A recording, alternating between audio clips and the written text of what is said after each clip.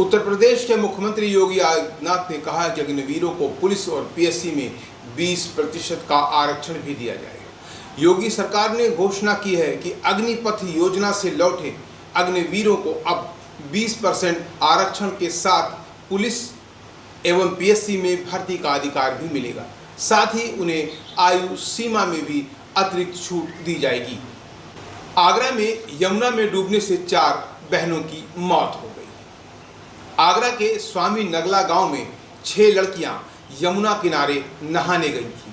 दुर्भाग्य से उनमें से 4 बहनों की मौत हो गई, जबकि 2 को बचाया जा सका है। अयोध्या में जमीन के विवाद के चलते बीए के छात्र दिनेश वर्मा की निर्मम हत्या कर दी गई और अब 6 टुकड़े में काटकर गांव में बिखेर दिया गया था। भयावह कांड कि जिसने इलाके में दहशत फैला दी। थाना रुधौली ग्राम नतई कला में अज्ञात कारणों से आग लग जाने के कारण आर्थिक रूप से कमजोर परिवार के घर और उसमें रखे हुए सामान जल गए, जिसमें से एक परिवार में बेटी की शादी के लिए रखे गए सारे सामान और उपहार भी जलकर राख हो गए, जिस पर प्रभारी निरीक्षक रुधौली और उनकी पत्नी रूबी दुबे द्वारा उस बेटी की शादी की संपूर्ण जिम्मेदारी का निर्वहन कर स्वयं कन्यादान किया।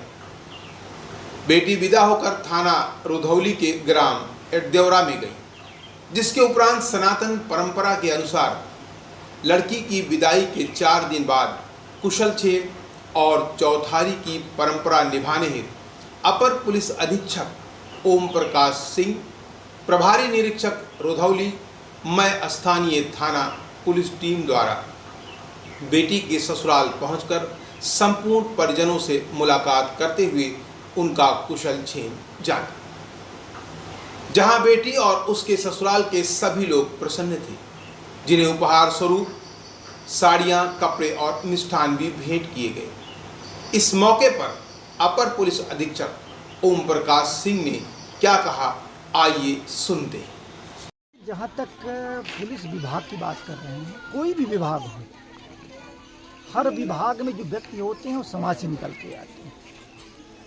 समाज के जो मानवीय मूल्य होते हैं, जो संवेदनाएं होती हैं, वो पुलिस विभाग में कार्यरत हर व्यक्ति के उसमें होती है। जैसा आपको पता है कि जनपद बस्ती के ये कोतवाली रुधौली अंतर्गत एक आग लगी थी नटाई कला में, जिसमें 3 परिवार उसका सब कुछ आग में नष्ट हो गया था। उसमें से एक परिवार जिसमें उनकी बेटी की शादी पहले से तय थी, उसके लिए जो भी उन्होंने अपनी संपत्ति इकट्ठा की थी, उस बच्ची को उपहार स्वरूप देने के लिए जो चीज़ें भी वहाँ रखी थी, वो सब उस दुर्घटना में जल के खाक हो गया था। जैसा होता है प्रत्येक इस तरीके की घटना दुर्घटना होती है, पुलिस को सूचना मिलती है, फायर ब्रिगेड को सूचना मिलती है, उसमें भी पुलिस टीम वहाँ गई थी।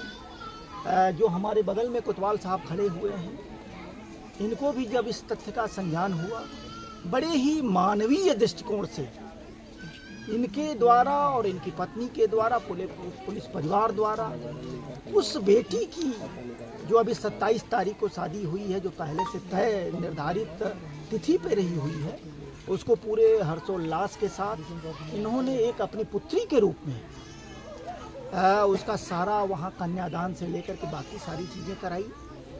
और उसके बाद जैसा होता है हिंदू धर्म के अनुसार कि विवाह के बाद ससुराल में जा कर के 4 दिन बाद उस बेटी की कुशलता किस परिस्थितियों में आई है, घर अपना छोड़ करके, एक घर छोड़ करके दूसरे घर में आती है, तो बच्ची के तमाम झिझक होती हैं, मानवीय पहलू होती है, एक परिवार का दूसरे परिवार से मिलन होता है।